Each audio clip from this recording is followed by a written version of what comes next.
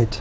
So this systemic change is especially addressed to that last group that have that generational poverty, and maybe they don't have the skills, they don't even know how to keep a checkbook, how to be faithful to a job and regular to a job.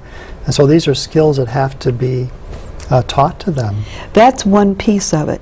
The other piece with systemic change is that there are reasons, root causes in this country why people are in poverty. And those root causes have to be addressed. Right. It might be that there are plenty of jobs in the suburbs, but these people live in the center city, and there's no transportation between the two places at the times where the jobs work. Right. So you have to make sure you have that. It's a community-wide way that people have to look at what is it that is holding people in our community in poverty, and what do we have to do about that?